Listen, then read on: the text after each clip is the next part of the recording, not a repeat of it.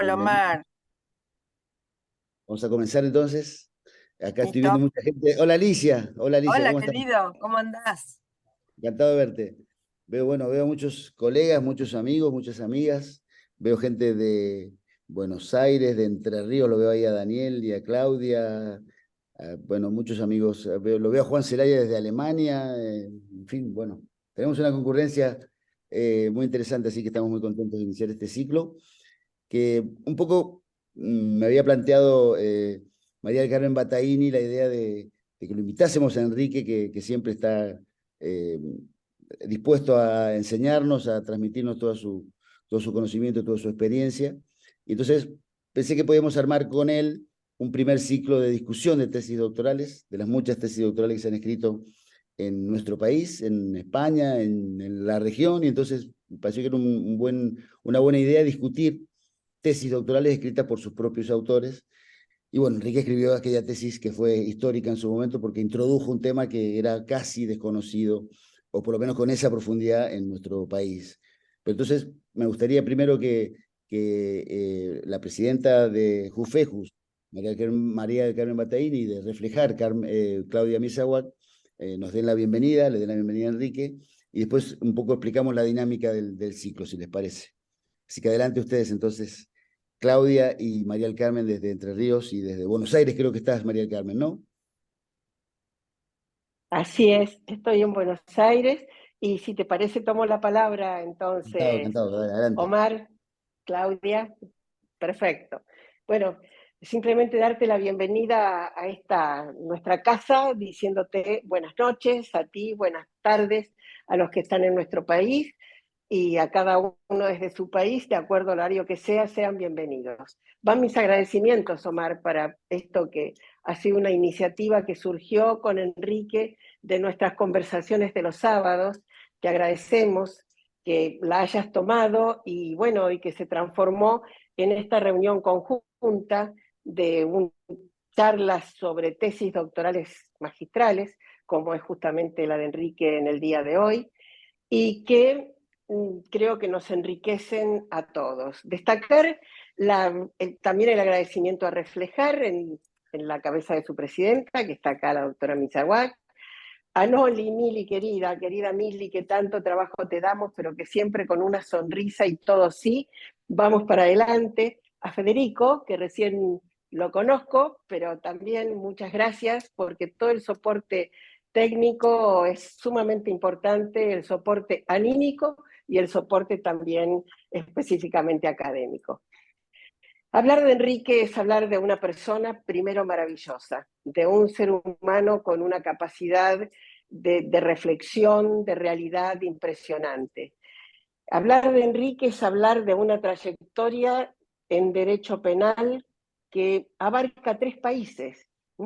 Con serias reflexiones, aportes valiosísimos, pero que no solamente hacen a lo dogmático, sino que fundamentalmente llevan lo dogmático a los contextos reales. Es un amante de la realidad, de la evolución del derecho. Escucharlo es un placer. Es música para los oídos de todos nosotros.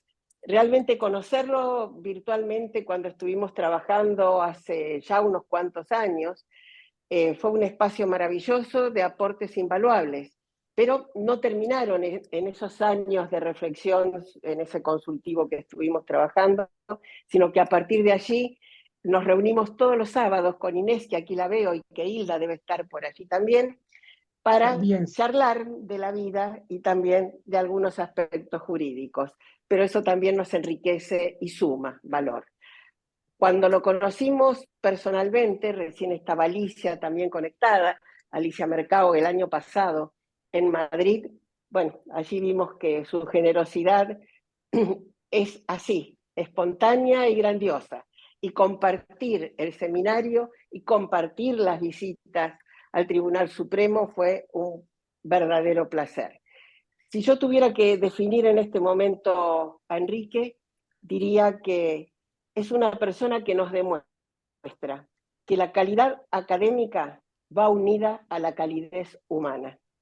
Y creo que eso lo refleja y lo engrandece aún más toda su trayectoria. Así que gracias, Enrique, gracias, Omar, y ansiosa por escucharte. Gracias, María del Carmen. Claudia, adelante. Bueno, buenas tardes a todos, a todas. Muchísimas gracias, bueno, al doctor Palermo y al Centro Science del Poder Judicial de la provincia de Mendoza, que tan generosamente ha coordinado con Reflejar y con Jufejus esta actividad.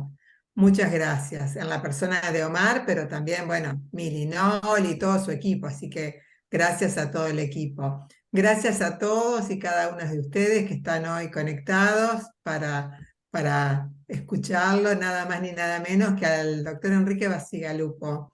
Yo la verdad que no tengo ni tuve el placer de conocerlo personalmente, pero sí puedo decir que lo conozco a través de su obra, de sus publicaciones, para todos los que integramos las salas penales, que alguna vez tuvimos función o estuvimos en la magistratura del fuero penal, es un verdadero referente.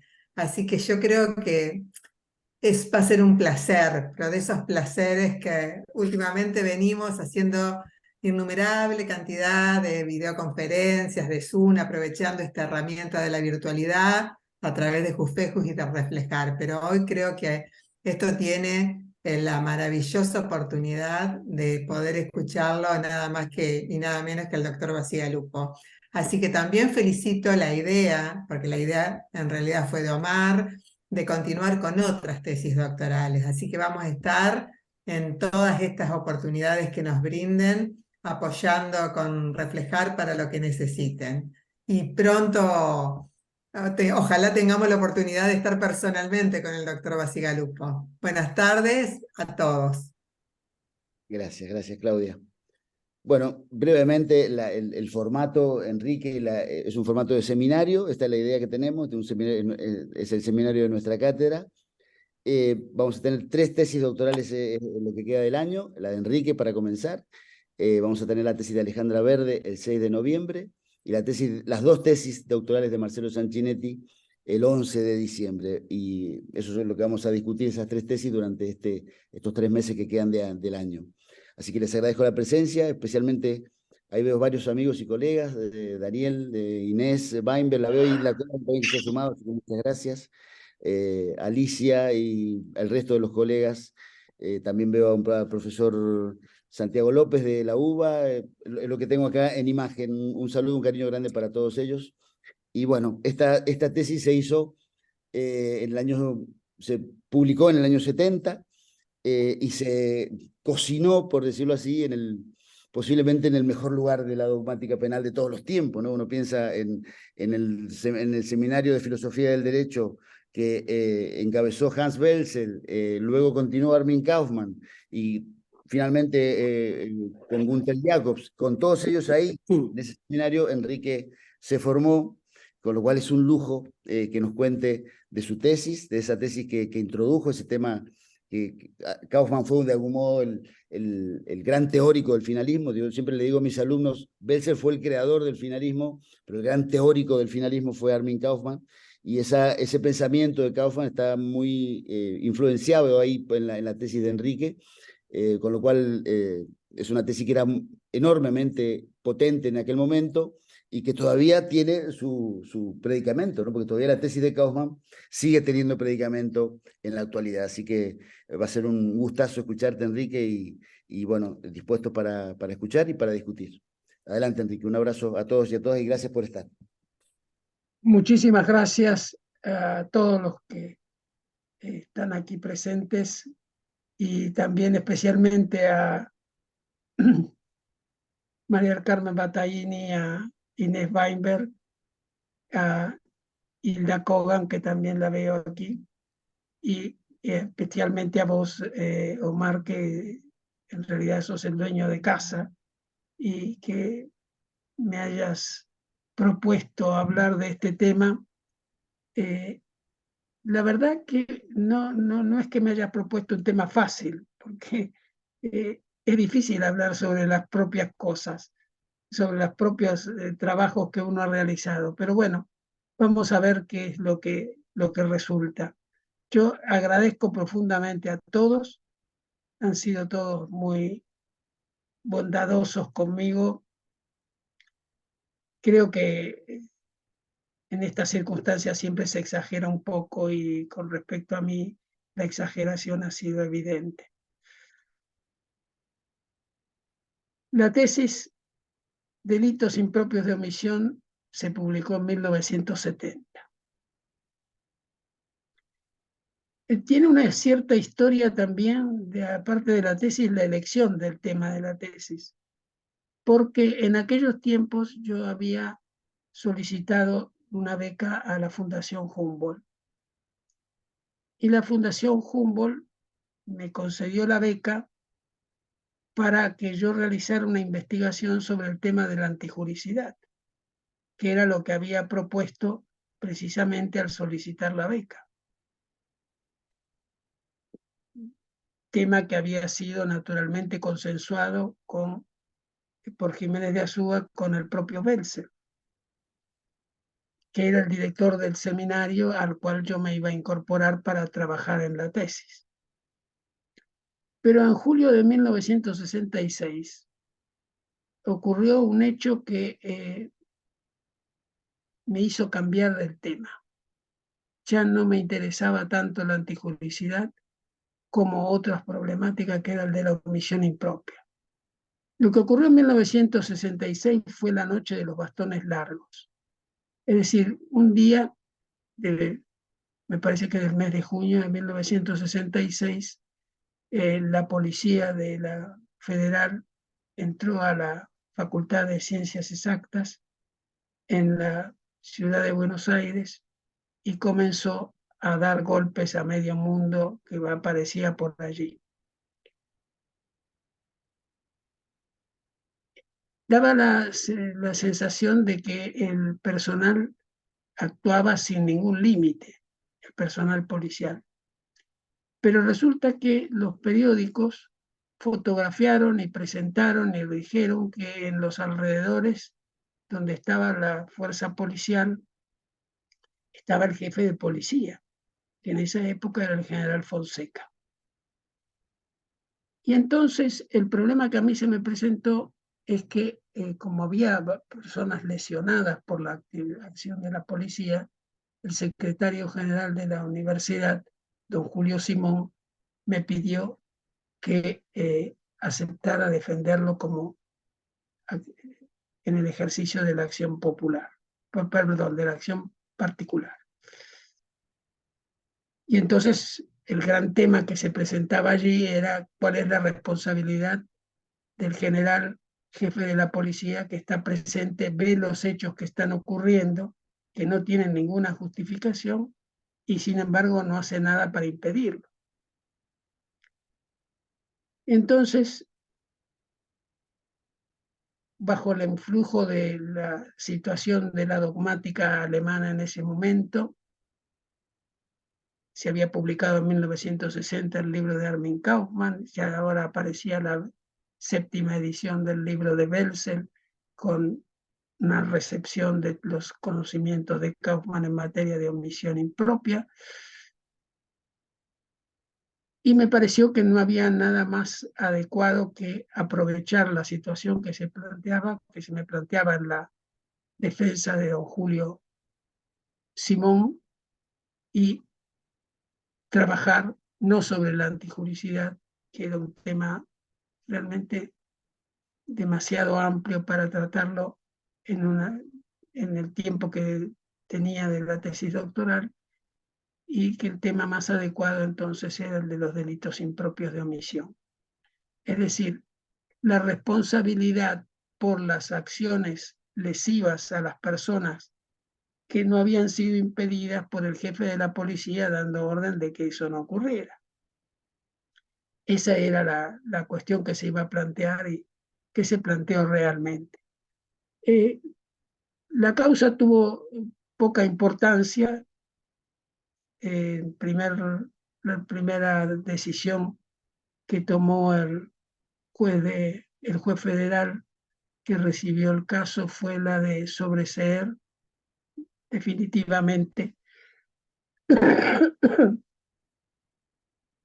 con unos argumentos que verdaderamente no me parecían sostenibles, y entonces interpuse un recurso de apelación que se discutió en las salas de lo penal de la Cámara Federal de la capital, y en que se revocó el sobreseimiento definitivo y se lo convirtió en un sobreseimiento provisional.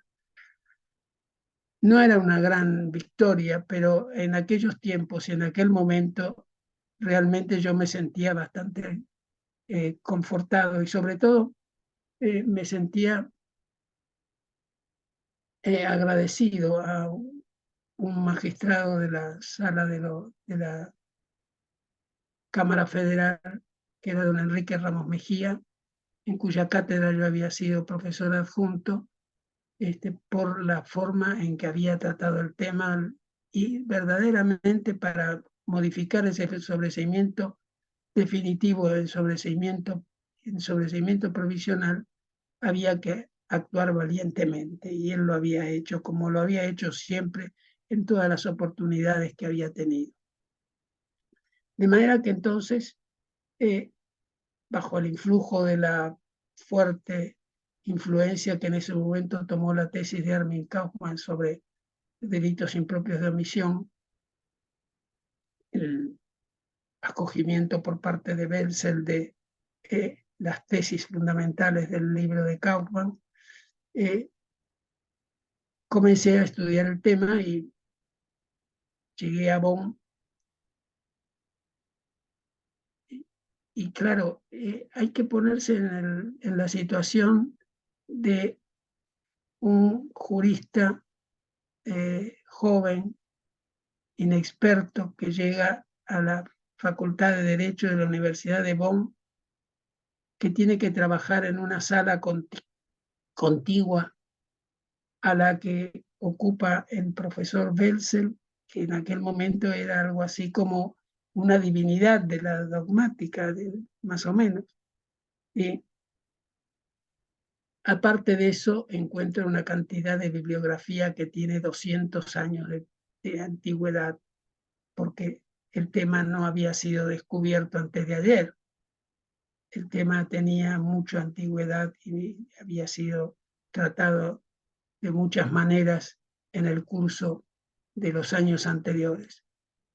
La bibliografía en Alemania para cualquier punto que uno quiera estudiar es inmensa, de manera que no tenía más solución que encerrarme en la biblioteca y trabajar todo lo que mis fuerzas permitieran. En aquel momento era habitual en Argentina tratar el tema de los delitos de comisión por omisión de una manera bastante rápida. Se consideraba que había un deber de actuar que podía provenir de la ley, o que podía haber sido libremente aceptado por el sujeto, o que en realidad se basaba en el deber de acción, se basaba en un hecho anterior que había generado peligro para el bien jurídico. Por su parte, Jiménez de Azúa, en 1965, no se había apartado sustancialmente de sus ideas ya sostenidas desde 1931, según las cuales en realidad los delitos impropios de omisión se basaban sustancialmente en las exigencias de la convivencia social.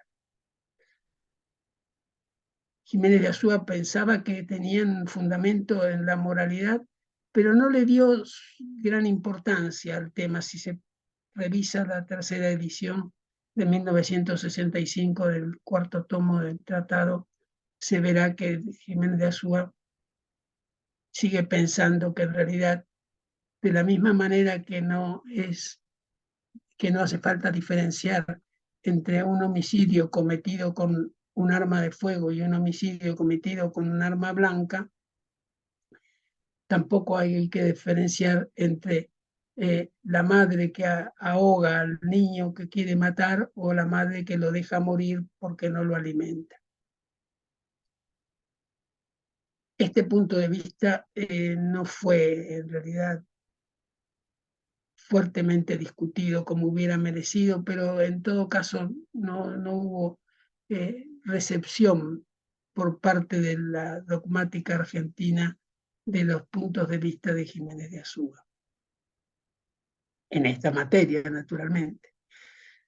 Yo me encontré allí en Alemania en ese momento con la monografía de Armin Kaufmann y con la idea de Armin Kaufmann, en realidad una idea que no era exactamente de Armin Kaufmann, sino que era una idea que tenía cierta difusión dentro de la dogmática alemana, pero lo que sí encontré es que la parte fundamental de la tesis de Armin Kaufmann es que no se basaba en que la omisión era una infracción de deberes de acción, sino que la omisión en los delitos impropios de omisión era precisamente la posición de garante. La posición de garante daba una visión completamente distinta del tema y se impuso de una manera clarísima en Alemania, hasta el punto que, como vamos a ver, ha trascendido los delitos de omisión. Entonces, la teoría de Armin Kaufmann representaba una nueva orientación sumamente convincente, sobre todo convincente para mí, que ya llegaba a Bonn convencido de que el finalismo era la solución que los tiempos requerían para la dogmática penal, a pesar de que Jiménez de Azúa no creía exactamente eso, pero de todos modos, dada su concepción de la libertad intelectual, nunca puso ningún obstáculo a que yo, siendo su discípulo, siguiera una orientación distinta. La nueva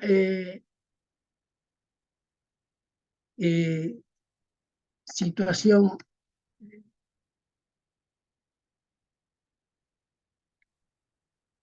determinaba que la posición de garante fuera un elemento muy importante, básico en la caracterización del omitente responsable. Es decir, que la posición de garante venía a ser un complemento de la teoría de la infracción de deberes jurídicos, y al deber jurídico lo que se le debía agregar era precisamente la especial relación del omitente con el bien jurídico. Esto permitía modificar seriamente todo el esquema que hasta ese momento se tenía de los delitos de omisión. La posición de garante, entonces, debía definirse de acuerdo con esta vinculación del omitente con el bien jurídico. Y se entendió que eso existía, esta era la tesis de Armin Kaufmann, en dos casos. Por un lado, la protección de un bien jurídico de toda posible lesión. Ejemplo, el de la niñera y el cuidado del niño. La niñera tiene que cuidar al niño no solo de que no se ahoga en la fuente, sino también de que no se caiga en condiciones que pueden ser peligrosas para él, y así como tantos otros peligros. Es decir, tiene un bien jurídico que cuidar de todas las amenazas que pueda sufrir ese bien jurídico. La segunda situación era la protección, la situación en la cual el omitente tiene la protección confiada, la protección de todos los bienes jurídicos, de los peligros que se deriven a una fuente, de una fuente de peligro determinado. Por ejemplo, la medida de control de gases tóxicos producidos por una maquinaria o un depósito de basuras, etc. En ese caso, el omitente estaba constituido en garante precisamente porque tenía que evitar que todos los bienes jurídicos que podían ser afectados por su acción fueran realmente lesionados. Posiblemente podríamos decir hoy que en realidad la posición de garante lo que agregaba a la teoría de la infracción de deberes, a la teoría de menos y mera infracción de deberes para los delitos impropios de omisión, es el contenido material de los deberes surgidos de una ley, la libre aceptación de un hecho anterior. Hay que tener en cuenta en este sentido que en todo caso el problema que se planteaba es que cómo se explica que alguien omitiendo impedir un resultado haya realizado el tipo penal activo contenido en la ley penal. ¿Cómo es posible que quien no hace sea sancionado como si hubiera hecho? Naturalmente que lo primero que se planteó fue la cuestión de la relación de causalidad. ¿Cómo es posible que si alguien omite pueda haber relación de causalidad con el resultado, si el resultado no puede ser nunca la consecuencia de la nada? De la nada, se decía, no puede surgir nada, y por lo tanto una solución causal que explicara la subsunción del hecho del que omite, de la madre que omite amamantar al niño y deja que se muera, es realmente un hecho de homicidio, en este caso de infanticidio. Pero bueno, la cuestión es igual.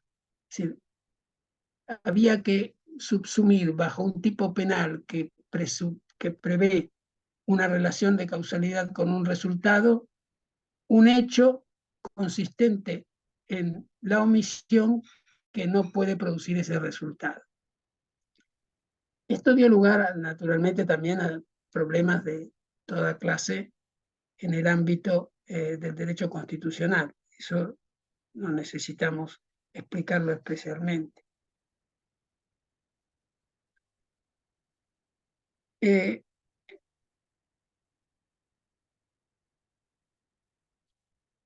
Entonces, Armin Kaufmann planteó la cuestión en los términos de la teoría de las normas. Teoría de las normas que había tratado en un trabajo anterior sobre lo vivo y lo muerto en las normas de Binding. Y desde este punto de vista, Armin Kaufmann explicó que las prohibiciones, las normas tienen dos formas fundamentales: prohibiciones y mandatos. Las prohibiciones que prohíben realizar una determinada conducta, y los mandatos que exigen realizar una determinada conducta. Pero se encontraba naturalmente con que en los delitos de omisión, donde no hay acción, era difícil sostener este esquema de la teoría de las normas. Y entonces apuntó la creación de un nuevo elemento conceptual, que es el de la capacidad de acción como presupuesto de una omisión antijurídica. Mientras que en la aplicación del tipo activo había que comprobar la existencia de una acción como primer elemento para su aplicación, en el tipo omisivo lo que había que comprobar era la capacidad de acción. La capacidad de acción era precisamente el elemento en el cual se apoyaba el resto de la dogmática de los delitos de omisión.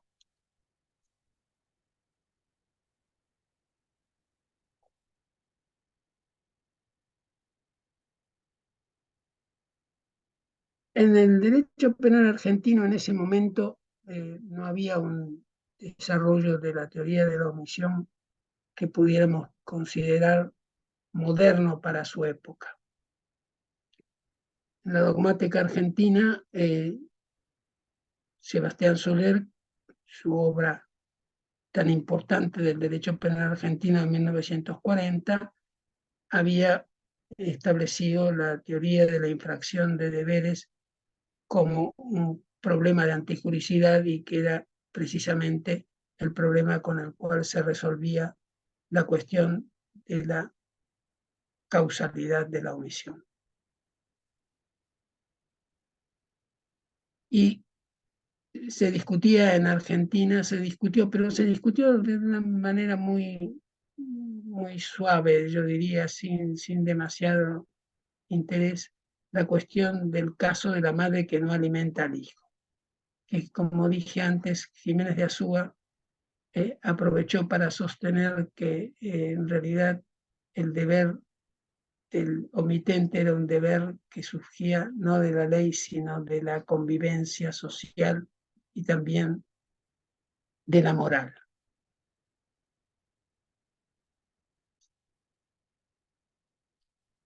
De esta manera, la distancia que había entre la antigua teoría de la infracción de deberes como fundamento de la omisión y la nueva teoría de la posición de garante se hizo muy notoria.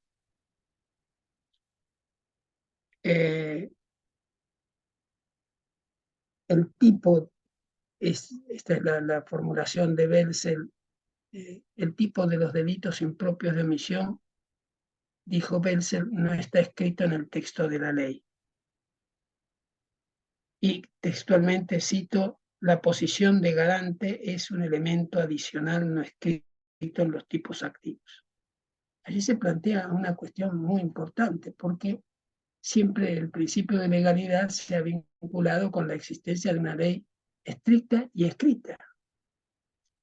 Y en la medida en que aquí aparecía un elemento que era sustancial para la configuración del delito y que no estaba escrito en el tipo penal y no había ninguna otra norma que permitiera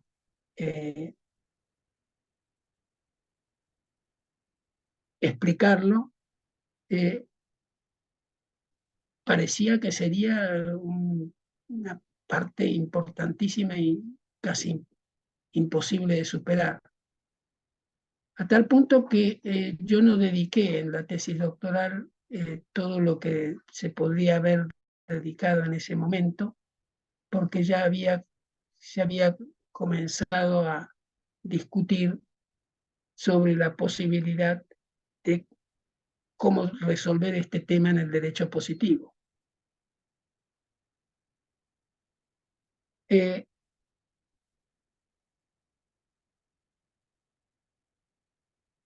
Ya comenzaban algunas formulaciones que se proponían a hacer referencia al principio de legalidad.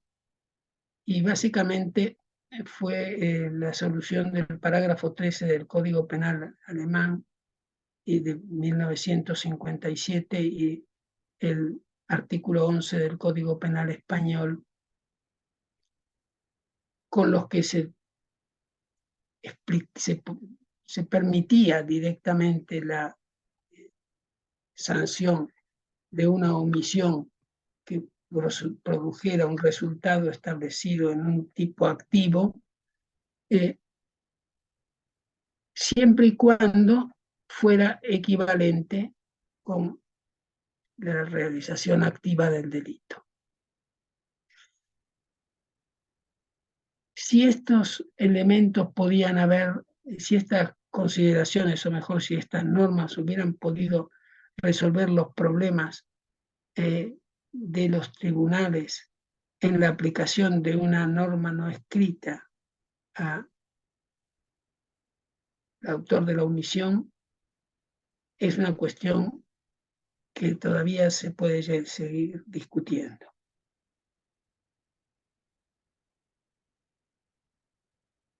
De manera entonces que, repito, la posición de garante es un elemento adicional no escrito en los tipos activos. Esta es la última posición que sostuvo Belzel en su vida. En todo caso, se planteaban otros problemas también, por ejemplo, el error sobre el deber de actuar. Sobre un elemento ¿es un error sobre un elemento del tipo o un elemento de la antijuricidad?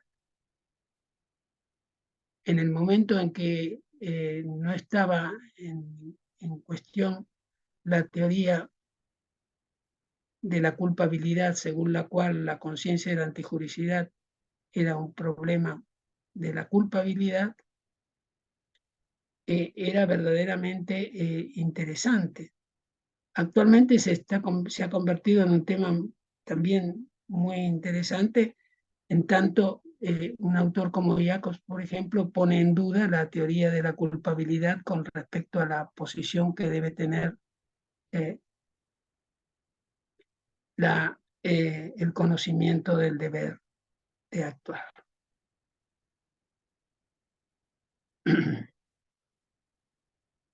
Era necesario también explicar cómo se lleva a la práctica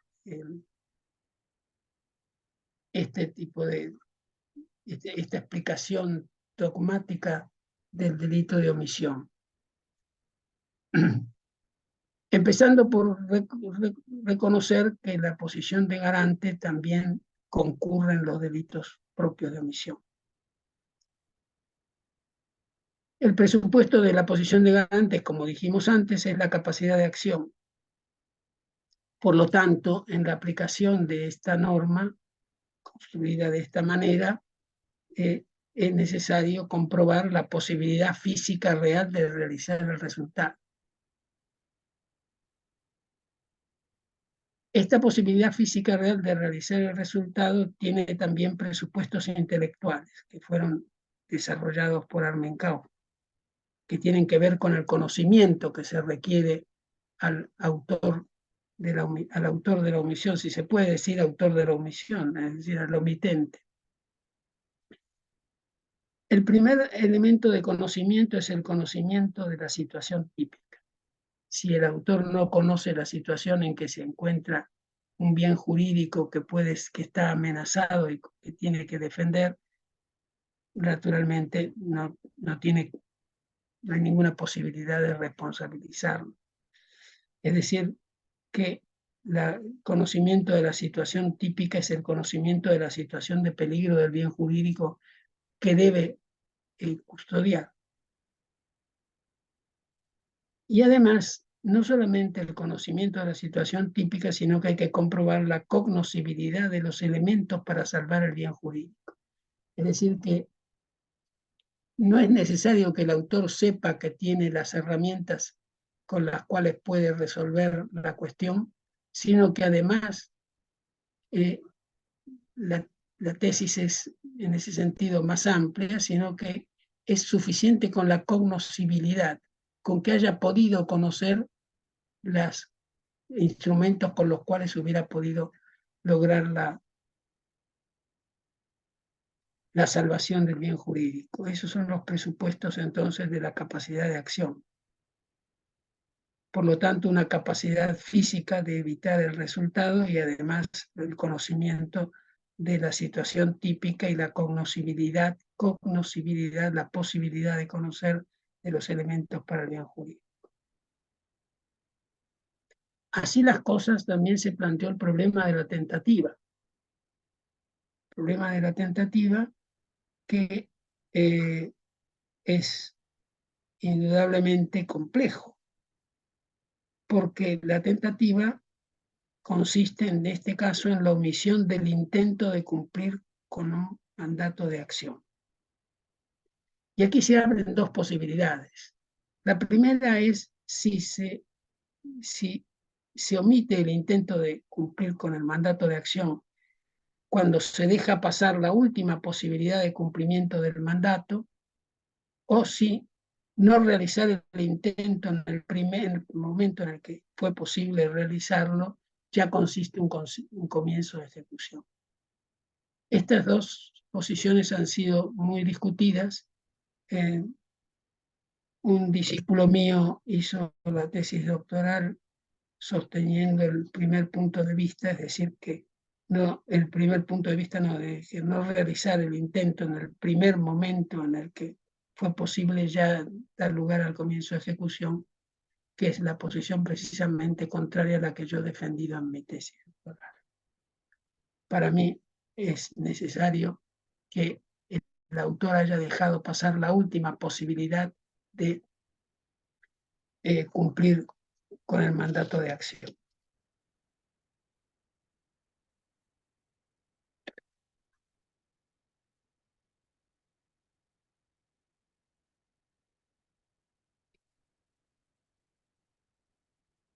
Resumidamente, podemos decir que las fuentes del deber de actuar siguen siendo la ley, la aceptación del deber, el hecho anterior peligroso, pero la posición de garante requiere además una especial relación del autor en la protección del bien jurídico. ¿Cuál fue la recepción de la posición de garante en Argentina? Es decir, ¿qué pasó con mi tesis doctoral? Yo no sé si tuvo mucha influencia, pero de todos modos, un autor tan reacio a las novedades dogmáticas alemanas como Ricardo Núñez, en su Manual de Derecho Penal de 1972, con algunos cambios de carácter terminológico, aceptó la posición de garante llamándola oposición de resguardo. En definitiva, lo mismo que si fuera posición de garante. Posición de resguardo. Apenas dedica media página al tema en el libro sobre el Manual de Derecho Penal de 1972 y no puedo saber hasta qué punto coincide o no coincide con la teoría de la posición de garante. En 1977, Raúl Zaffaroni, en su teoría del delito y Manual de Derecho Penal, la teoría del delito es anterior a 1977. También aceptó directamente la teoría de la posición de garante. Y Carlos Creus, en 1990, en la segunda edición de su libro, también acepta la posición de garante, brevemente, sin un desarrollo muy extenso de la problemática. Reflexionando sobre, o recordando y reflexionando sobre aquellos tiempos como consecuencia de tener que preparar esta intervención, yo he llegado a la conclusión de que era muy difícil que yo hubiera podido reformar o reelaborar una teoría jurídica como la de Armin Kaufmann. Porque para eso faltaban los presupuestos que comenzaban con la falta de una biblioteca como la que tenía Armin Kaufmann y de la que yo disponía. Eso era. Por lo tanto, analizando la relación entre la dogmática penal argentina y española en general, de habla española, de habla castellana, he llegado a la conclusión de que nuestra ciencia jurídica todavía es una ciencia de recepción. Básicamente, Jiménez de Azúa en 1931 lo que hizo fue tomar la teoría del delito de Franz von Liszt y desarrollarla también para el derecho español. Más adelante, en un prólogo que escribió para su libro La Ley y el Delito, dijo que, claro, que un libro como este necesita de un orden jurídico, y él era un exiliado que no tenía en ese momento un orden jurídico sobre el que escribir, y que por lo tanto presentaba los elementos conceptuales que se tenían que adaptar a cualquier legislación penal. En términos generales, yo creo que las teorías de la dogmática alemana son aplicables por lo general a casi todo el derecho penal que sea imaginable,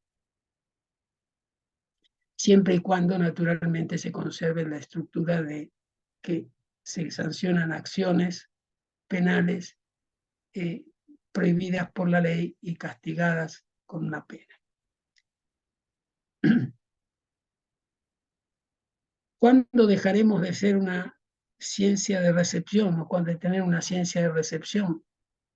Bueno, pues eso dependerá mucho de las generaciones siguientes y ya veremos.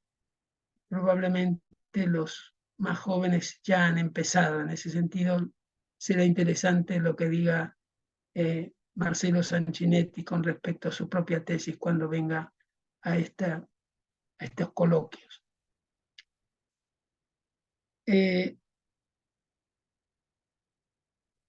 Todas estas teorías jurídicas que nosotros discutimos de la dogmática alemana tienen una larga evolución y un largo desarrollo.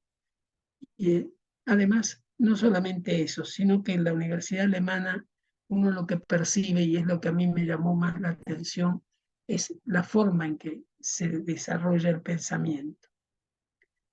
Primero, que los profesores siempre tienen un seminario de investigación como una actividad normal, como tenía Jiménez de Azúa, que llevaba un seminario de investigación que años después yo pude comprobar que no se diferenciaba en nada del seminario de Franz von Liszt, porque precisamente Eberhard Schmidt escribió un artículo recordando de recuerdos en el cincuentenario de la muerte de Franz von Liszt y contaba cómo eran los seminarios de Franz von Liszt, y evidentemente los seminarios de Franz von Liszt tenían la misma estructura y las mismas características que yo había percibido en el seminario de Jiménez de Azúa.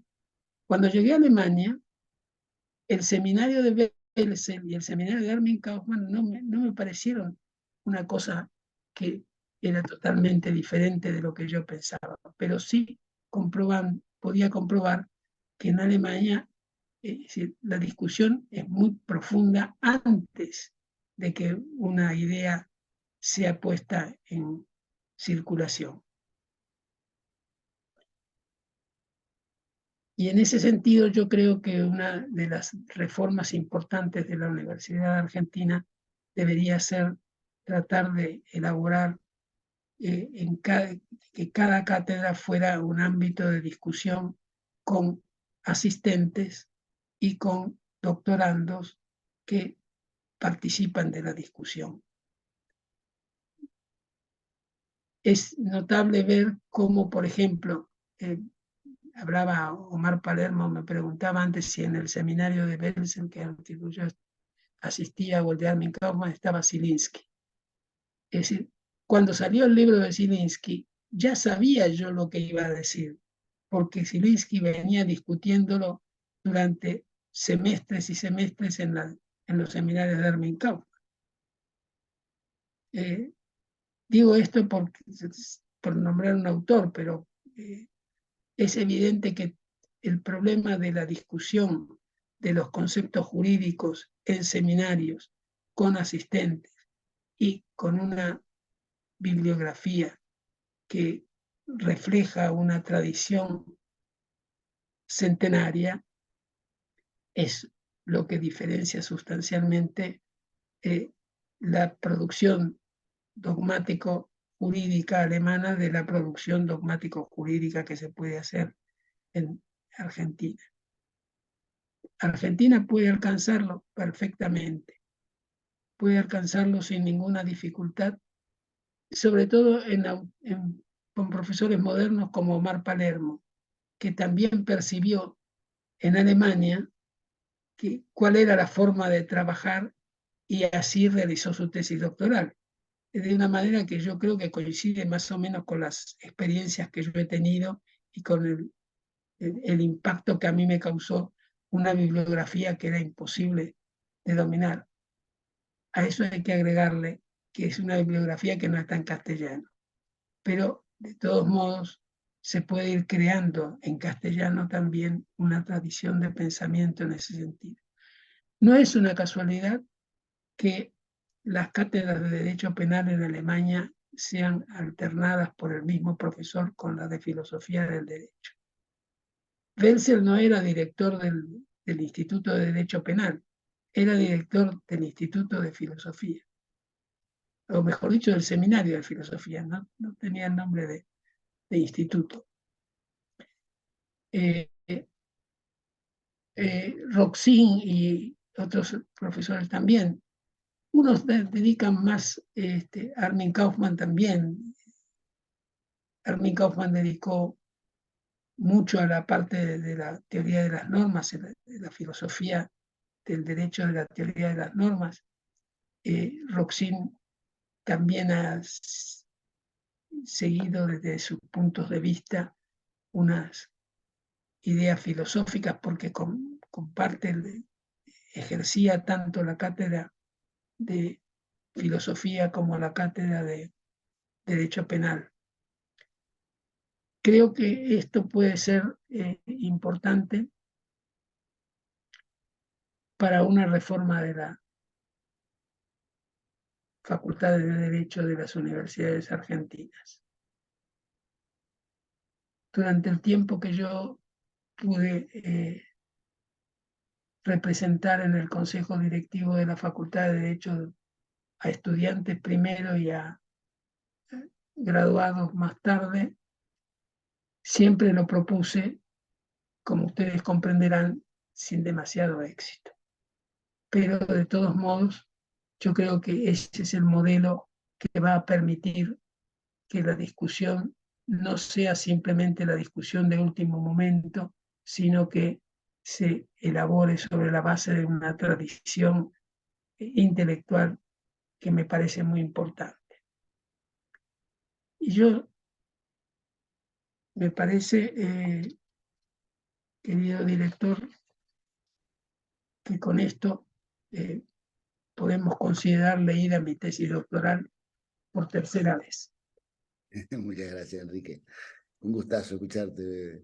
Muy lindo escuchar todo lo que has contado, ¿no? Que es maravilloso, ¿no? En la época que has trabajado y bueno, podríamos conversar algunas cosas si estás dispuesto a charlar un poco. Es tarde allá, pero si tienes ganas, podemos Pero sí, pero conversar. cómo no, por favor. Gracias. Eh, Además no es tan tarde, todavía no son las 9. bueno, entonces, yo tengo cosas para preguntar, pero preferiría que abramos la discusión y si alguien levanta la mano por ahí, encantado de darle la palabra.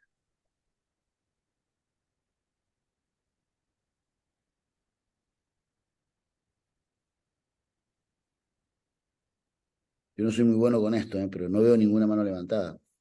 No, pues yo no sabía cómo poner sonido, peor todavía. Bueno, No voy a levantar la mano, lo que sí le voy a agradecer a Enrique mira, y a Omar por habernos invitado a todos y por haberlo invitado a Enrique que nos dé esto, pero lamentablemente ya me tengo que ir. Quería escucharlo entero, Enrique, y después me contarán, el sábado me contarán en qué consistió el coloquio posterior. gracias, Un gracias, Silvia. beso. Gracias, Enrique, gracias, Omar, y un beso a todos. Muchas Para gracias a ti. Yo había pensado, Ustedes Enrique, comprenderán, me sí, permiten una cosa, claro, ustedes claro, claro. comprenderán que yo haya perdido un poco el lenguaje porteño y hable a veces como el teatro clásico, porque es la forma en que claro, hace tantos años que vivo en España que al final uno termina aceptando también el idioma. No, pero tenés Por el tono eso, indiscutido, eso no se pierde, no lo has perdido el tono argentino, no. no, si yo cuando digo, voy a un lugar y tengo que saludar y digo buenas, antes de decir tardes, me dicen, usted es argentino, ¿no es cierto? Es verdad. Y Benítez, no sé cómo pagarlo. Eh, Enrique, yo pensaba preguntar un par de cosas. Sí, eh, de lo general a lo particular.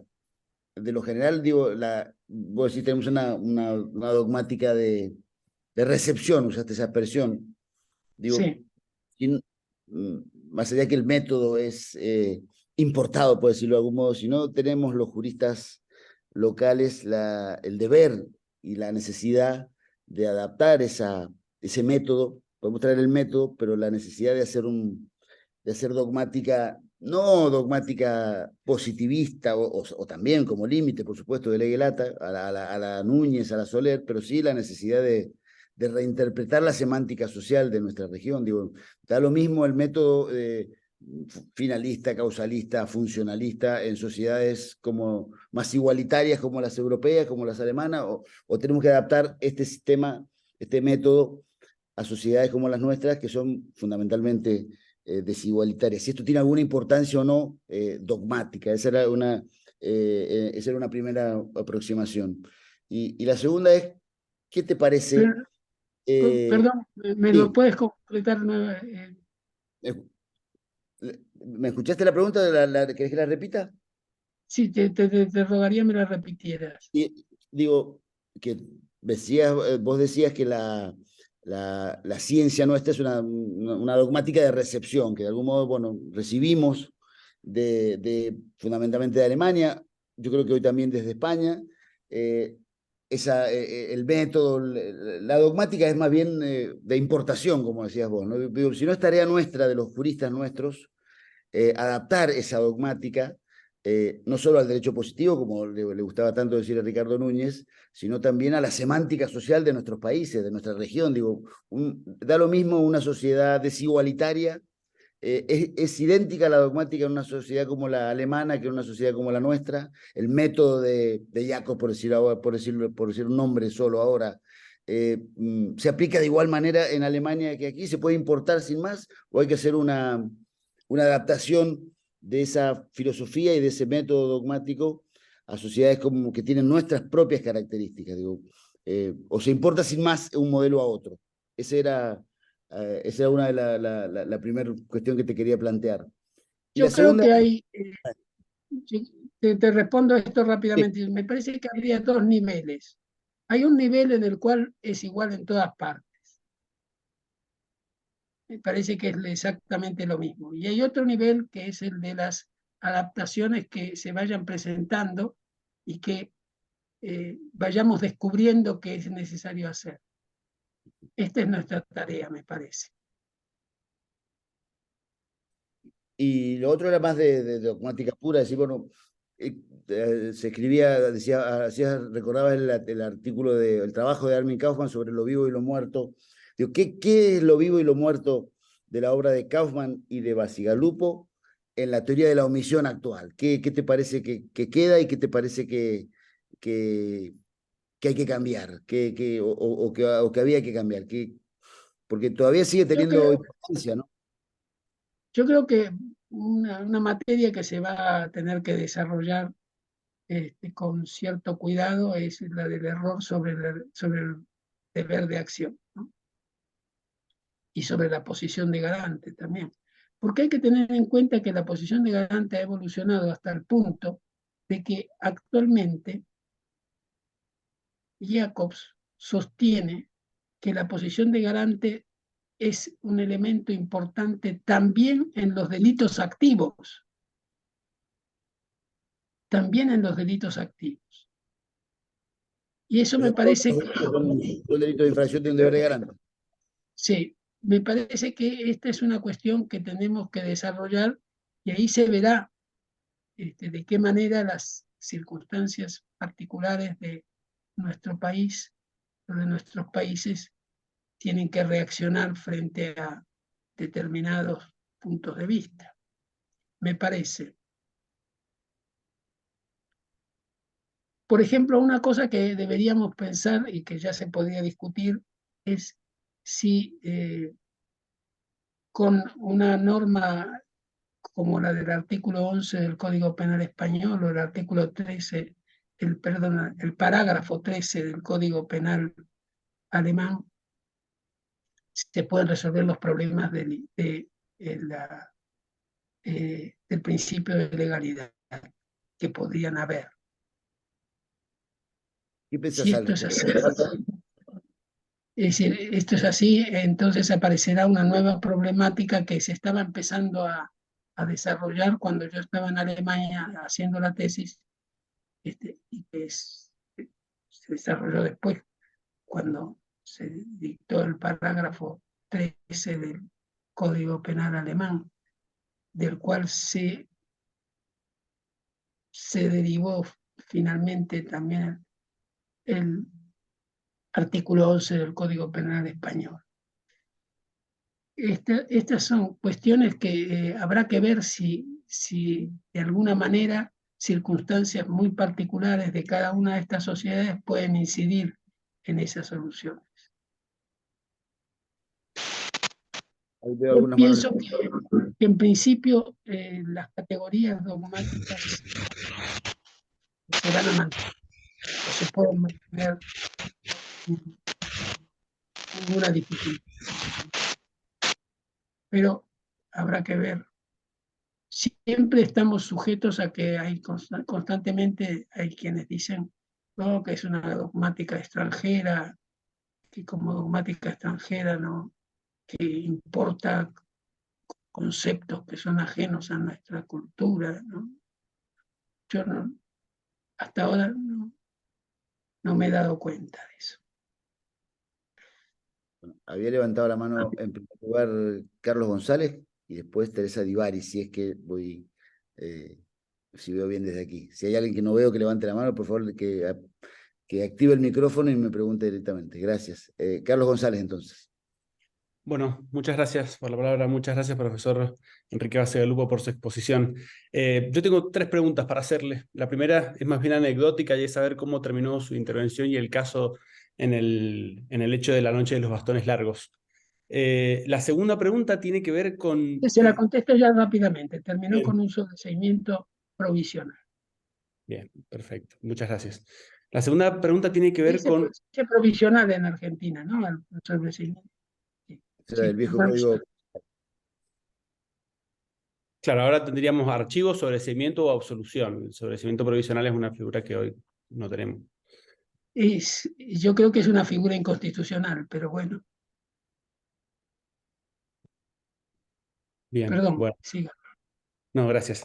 La segunda pregunta tiene que ver con algo que usted dijo en su exposición, que tiene que ver con esto de que la dogmática es aplicable a cualquier sistema de derecho positivo que tenga ciertos estándares mínimos, y usted mencionó el principio de legalidad. Yo quería preguntarle un poco más de eso. ¿Qué acuerdo mínimo en materia de derecho constitucional cree que es necesario para que la dogmática sea trasladable? ¿Y qué tanto la dogmática alemana está conectada a la cultura de los alemanes, que le da muchísima importancia a las expectativas de comportamiento y a los roles, algo que no es directamente trasladable a las sociedades? Pienso perfectamente en la Argentina, donde nosotros no tenemos esa conciencia de la normatividad y del rol que tienen los alemanes. Y tengo una tercera pregunta, no sé si quiere que se la haga todas No, juntas. vamos de a una, porque Bien. es que no, que seamos distintos de los alemanes también para la aplicación del derecho penal, no estoy seguro.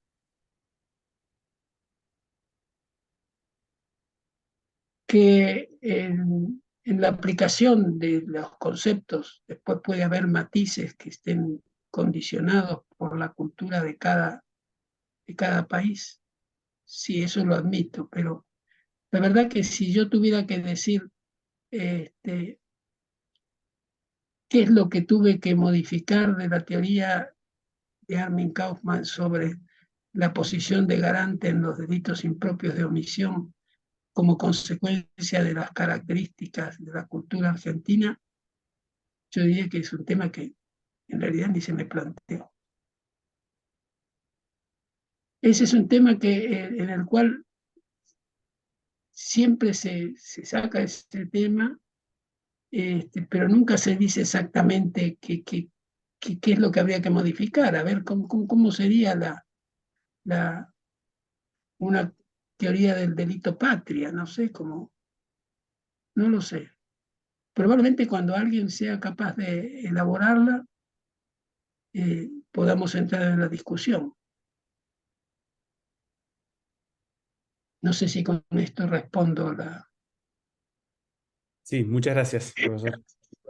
Y la última pregunta que tenía para hacerle tiene que ver con qué ocurre cuando un sistema de derecho positivo incluye una norma que contradice algún presupuesto fundamental del funcionamiento sistemático de la dogmática. Estoy pensando concretamente en un caso que tenemos en Argentina, que es bastante problemático, que es que se reformó en 2017 el homicidio imprudente en los casos de accidentes vehiculares y se incluyeron como agravantes del homicidio imprudente un montón de circunstancias como conducir alcoholizado, no respetar las normas de tráfico vial, conducir a determinada velocidad, etcétera, que normalmente son consideradas por la dogmática como reveladoras de un actuar con dolo eventual del autor. Entonces, hay una aparente contradicción entre las conclusiones de la dogmática con la norma literal, expresa de nuestro sistema jurídico. ¿Qué ocurre en esos casos donde hay una tensión entre la teoría y la normatividad y qué opina al respecto, cómo tienen que resolverse? El problema es cuál es la respuesta al conflicto por parte de la dogmática. En el fondo, la dogmática siempre va a tener que respetar el carácter dogmático que tiene el derecho positivo.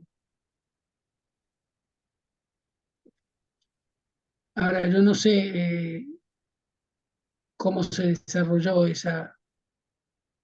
si esa tesis tenía trascendencia dogmática o no, o mejor dicho, si la tesis sostenida en la legislación del delito imprudente era compatible con los conceptos dogmáticos o no. La verdad que no conocía esta problemática, que es muy local, naturalmente. Bueno, muchas gracias, profesor. Vamos a seguir con esa gracias a Chabela, que la veo ahí. Muchas gracias por estar presente también, Chabela. Gracias desde el Chaco. Adriana García Neto de San Juan, muchas gracias por acompañarnos. Teresa, tenés la palabra. Estás muteada, ¿eh? Ahí va. Bueno, buenas tardes a todos. Un placer escuchar a Basilea Lupo. En realidad, una de ellas tenía que ver con el tema de la legalidad, así que ya lo vamos a pasar.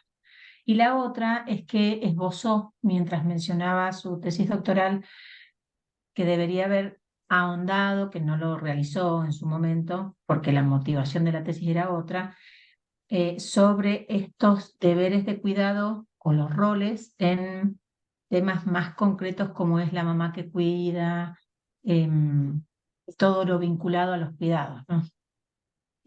Si la pregunta concreta es vinculado más a esas temáticas, si su tesis o algún punto sobre las características que tiene que tener las omisiones de deber, las obligaciones de posiciones de garante y demás, ¿tendrían algún otro elemento?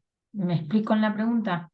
¿Si seguirían los mismos requisitos o le agregaría algún otro requisito más particular para esos casos donde los roles de cuidados son tan específicos? Pues la verdad que no, me parece que así, tal como está,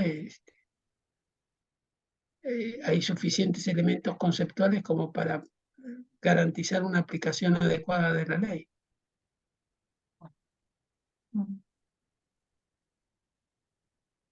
Gracias. Yo no creo, no estuve de acuerdo. Bien, me cuesta mucho tener que disentir de don Luis Jiménez de Azúa, como usted se imaginará, pero no estuve en general de acuerdo con la tesis que él sostenía sobre la madre que no amamanta al hijo para que se muera. Y me parece que era una tesis muy emocional, más que otra cosa. Bien. Bien. Nada más. Federico Montero tenía levantada la mano y después Víctor Hugo, no veo el nombre, García. Federico. Gracias, Omar. Gracias al profesor Basilea por haber aceptado la invitación, por la obra, además, y por su dedicación y su vida a la obra académica, que para mí ha sido fundamental y muy inspiradora. A mí, yo tengo una pregunta vinculada a, bueno, ahora que estamos discutiendo un poco su tesis doctoral el ambiente en el que fue esa época de oro, como menciona Omar ahí en el seminario de Bonn, con Welzel, Armin Kaufmann, Zielinski, etc. Y además siendo el profesor Bacigalupo traductor de ese libro, de esa tesis doctoral de Armin Kaufmann, que es la teoría de las normas, yo tengo una pregunta vinculada un poco a esto, a teoría de las normas y delitos de omisión, sobre todo en materia de imputación objetiva del resultado. Es decir, a mí me surge esta pregunta cada vez que me toca dar alguna clase de imputación objetiva y distinguir entre desaprobación de la conducta o imputación objetiva del comportamiento, imputación objetiva del resultado. Y no sé si el profesor se lo ha pensado alguna vez en si existen o si uno pudiera distinguir criterios de imputación del resultado que resultan prácticamente inaplicables a los delitos de comisión, pero que sí tienen una cierta aplicación o una aplicación bajo materia de delitos de omisión. Estoy pensando en concreto en el criterio de imputación del resultado que generalmente se conoce como comportamiento alternativo conforme a derecho, ¿no? ¿Y por qué hago esa distinción? Porque me da la sensación de que el comportamiento alternativo conforme a derecho en los delitos de comisión ha sido muy criticado, ¿no? Porque la idea es, bueno, ¿cuál es el comportamiento alternativo conforme a derecho? En el sentido siguiente, digamos, si la norma es una norma de prohibición, en general se infringe mediante comisión, y entonces esto implica que uno tiene el deber de no matar. ¿Cuántas formas hay de no matar? Pues infinitas, ¿no? Entonces, ¿cuál es el comportamiento alternativo a derecho que yo tengo que situar en lugar del comportamiento infractor para poder imputar el resultado? Entonces, en general, el criterio ahí falla. Pero cuando uno traslada el análisis a los delitos de omisión, se encuentra que, claro, como el delito de omisión infringe una norma de mandato, el cumplimiento de esa norma de mandato es uno solo, es el que la norma indica. Entonces, en lugar de haber infinita cantidad de comportamientos para cumplir con la norma, hay uno solo. Y entonces, claro, ahí pareciera ser que la lógica que todo el mundo utiliza es esa, ¿no? La idea de yo tengo que situar en el comportamiento infractor, en el comportamiento omisivo, el cumplimiento del deber. Entonces, pareciera ser que esta lógica de teoría de las normas para analizar los criterios de imputación objetiva del resultado en los delitos de omisión tiene alguna incidencia, o por lo menos esa es mi percepción, y quería saber si el profesor Bacigalupo tenía esa misma visión acerca de las cosas, ¿no? De esa idea de haber estudiado con Armin Kaufmann teoría de las normas y trasladarla a los delitos de omisión, si esto lo ve relativamente viable o si lo comparte. En definitiva, la pregunta es, La pregunta es si el comportamiento alternativo conforme a derecho, como criterio de imputación del resultado, tiene mayor viabilidad en los delitos de omisión y bastante poca en los delitos de comisión. Si usted ve esa diferencia o cree que debería funcionar para los dos igual. yo creo que eso, no sé, habría que analizar una gran cantidad de casos y después llegar a una conclusión. Me parece que así en abstracto es un poco difícil llegar a una conclusión determinada. Haría falta analizar los casos y comprobar en cada caso si el criterio es adecuado o no es adecuado. Es un criterio indiscutible, pero bueno, ya veremos. Víctor Hugo García tiene la palabra. Ahí ha levantado la mano, no le vemos la cara, pero le vemos la mano. Perdón, sí que no prenda la cámara. Aquí son las 9:30 de la noche, bueno, igual que en España. Bueno, quería felicitar al doctor Bacigalupo por sus aportes. Y bueno, yo tengo que aclarar que yo soy discípulo del doctor Bacigalupo en el Instituto de Investigación Ortega y Gasset, pero ahora quería preguntar algo. Bueno, yo también leí su tesis y quería preguntar algo acerca de algunos debates actuales que estamos teniendo ahora en Europa. Bueno, yo estoy radicado en Suecia hace algunos años y ahora se está debatiendo una ley que se llama Ongiverlagen, que es esta ley obliga a todos los empleados públicos que tomen contacto con con personas que no tienen, aquí se le dice paperlos, sería si personas sin papeles o en situación migratoria irregular, todas las personas, todos los funcionarios públicos o empleados públicos que no denuncien a estas personas, son pasibles de recibir una sanción. Y bueno, algunas personas incluso querían tipificar esto en el Código Penal sueco. Así que lo que quería preguntarle al doctor era si creía que, de acuerdo, si él creía dentro de la legislación europea, esto se puede calificar como un delito de omisión, Que me sí, cuando parece sí hay que razones dogmáticas. tomar contacto con una persona sin papeles, tomar contacto es un comportamiento activo. O Claro. el comportamiento es no denunciarlo. Sí, el comportamiento es no denunciar, por eso. Hay un debate muy grande, un debate dogmático muy grande sobre esto. Sí.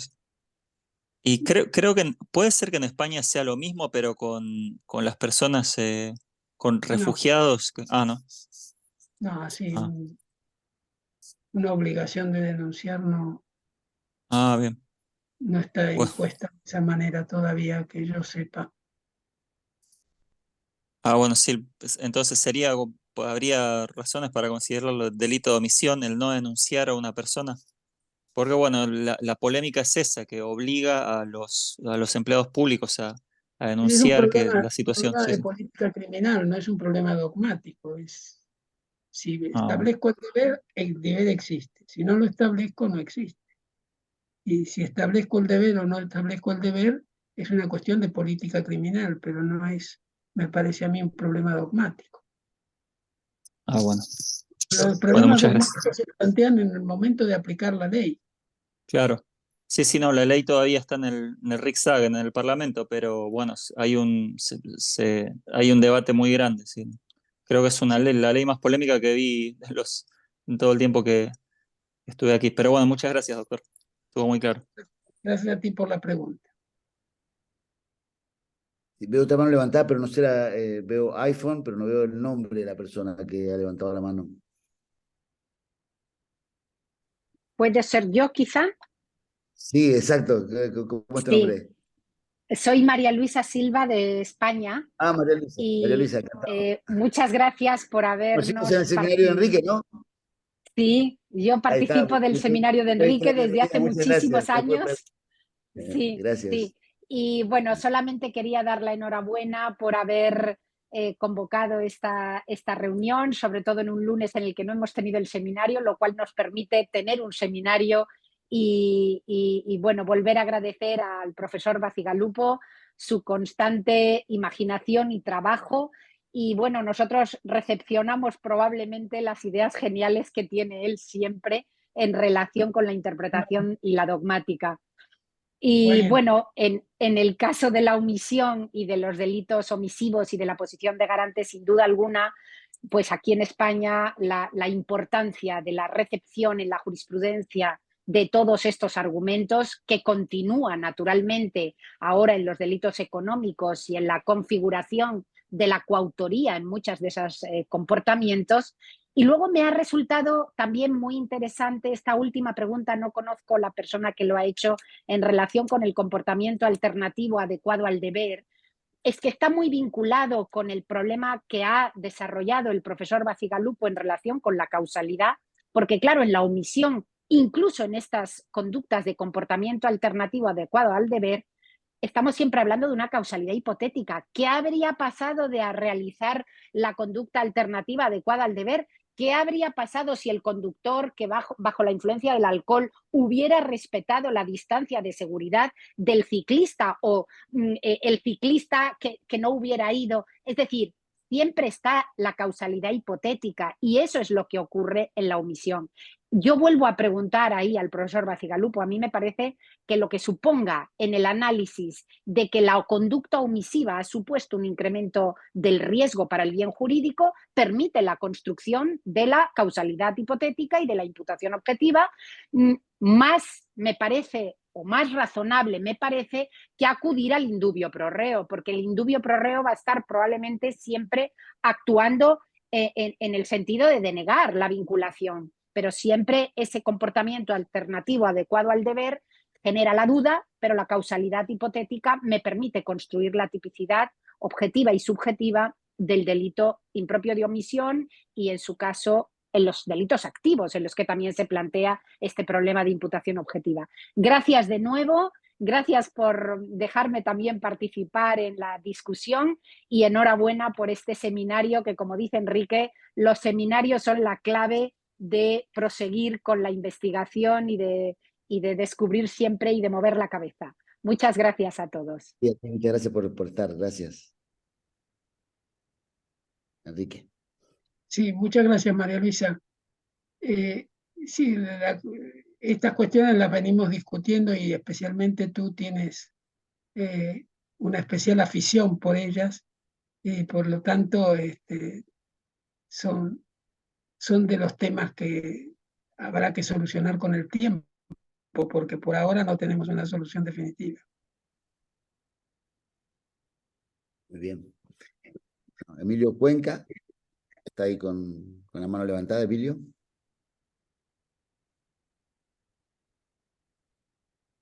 Pero está muteado. No se te escucha, Emilio.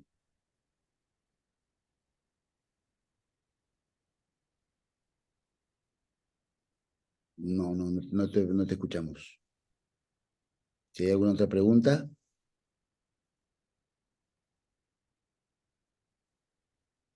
Cecilia Hop, ahí está también Cecilia. Adelante, Cecilia. Sí. Emilio, cuando puedas conectarte con el sonido, te damos la palabra. Todavía no se te escucha la voz. Cecilia, adelante. Sí. Un gusto tenerte acá.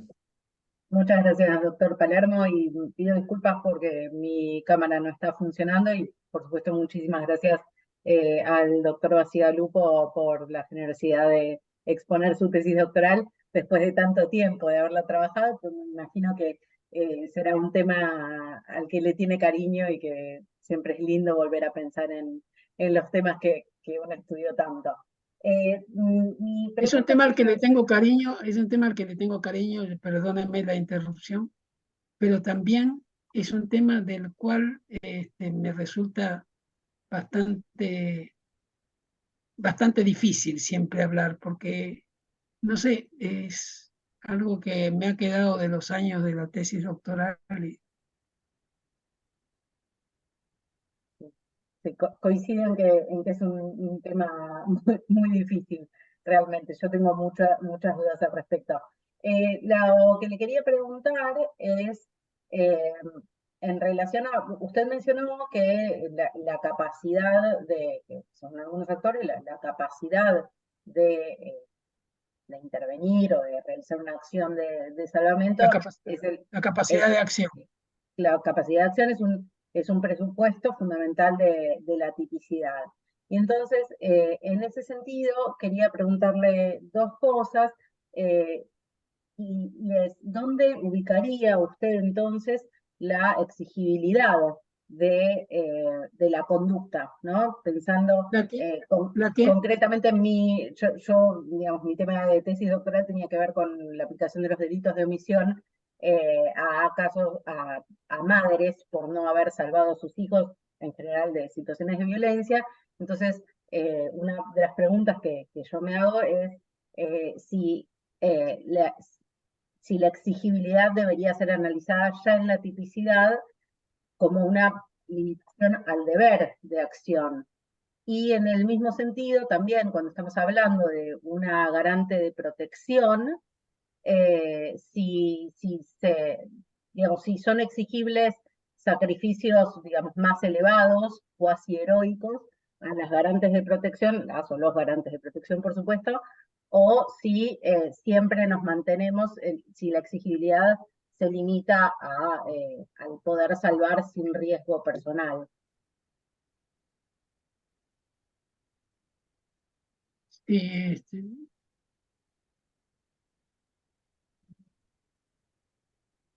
Me parece que si pudiera repetirme la pregunta concretamente. Sí, ¿dónde ubica usted la exigibilidad? En la teoría del delito. Claro, exacto. Sí, entonces la pregunta es si es en la tipicidad o si lo mantendría en la culpabilidad, teniendo en cuenta... Lo pondría en la antijuricidad, me parece. Ese es el lugar de la exigibilidad. Perfecto. Y cuando estamos hablando de una infracción al deber de garante, de una garante de protección, por ejemplo, de una mamá, de un papá, la pregunta es si este deber de acción alcanza, digamos, a exigir acciones que impliquen riesgos personales, por ejemplo, un riesgo de ser lesionada, de un riesgo de muerte, si igualmente son exigibles esas acciones, o si el garante no tiene un deber tan elevado, hablando de Es que yo garante de creo que protección. cuando afecta a condiciones personales, el deber cesa. Es decir, Muchas gracias. no está obligada la madre a morir por el hijo, ni el padre a morir por el hijo. Aunque Muchas están gracias. obligados a prestarle toda clase de ayuda sin necesidad de que tengan que morir por ello. Es interesante ese tema de la capacidad de evitación, cuando la capacidad de acción es un problema de tipo objetivo y cuando es la inexigibilidad, un problema de inexigibilidad es un tema muy difícil que planteó Cecilia, es muy, muy bonito ese tema. Tenemos más preguntas, Enrique, ¿estás bien? ¿Querés tú un poco? Sí. Hay manos levantadas ahí. Estoy bien. Emilio, ¿podés comunicarte, Emilio, o no? Sí, creo que ya puedo. No sé si se me escucha. La palabra Juan enseguida, después de Emilio.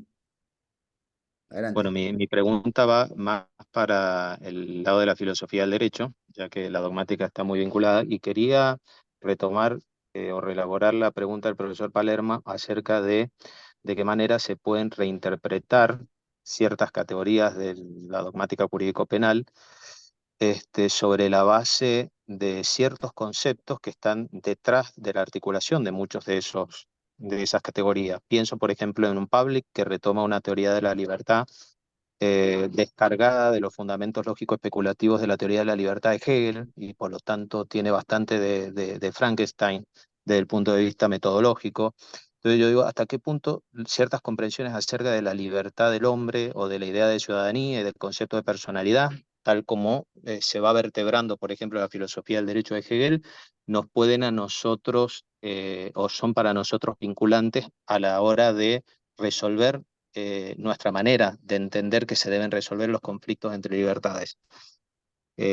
Serían como estructuras lógico-objetivas, para decirlo de manera neocantiana, un concepto de libertad que hay que heredar y hay que desplegar o desarrollar, o se reelabora en una suerte de síntesis dinámica entre estas categorías de personalidad, ciudadanía y libertad. Yo creo que siempre se reelabora. Inclusive se ha citado a Pavlik y precisamente es un buen ejemplo de cómo se reelaboran las categorías filosóficas en el momento de aplicarlas en la dogmática. En ese sentido, me parece que no hay ningún problema.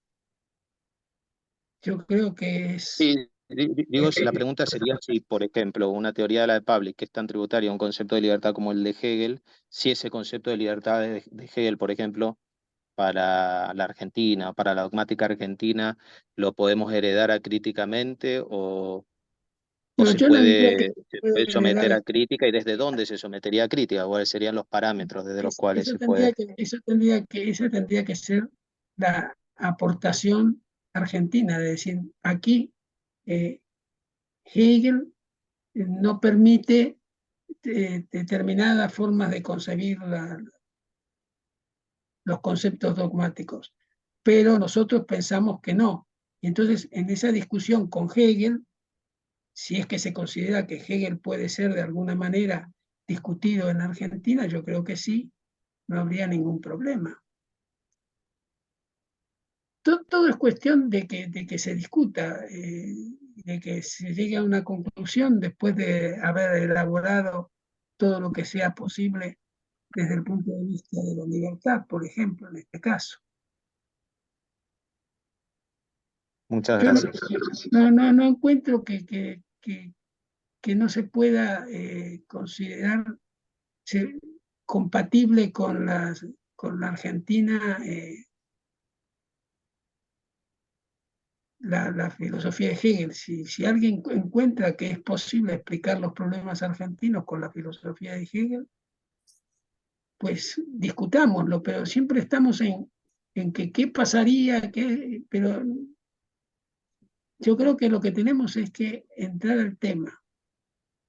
Y el tema es, si alguien piensa que hay alguna categoría filosófica que está influyendo de una manera contraria a nuestro sentido de los hechos, pues entonces que se discuta y se diga por qué. Hay un ámbito en el que, Enrique, yo he estado trabajando que me parece que es un tema que se puede discutir de esto que estás mencionando tú. Bueno, ¿en qué tema puntual? ¿No? Por ejemplo, Pavlik habla mucho del primado de las instituciones en el estado de necesidad disculpante, ¿no? Cuando hay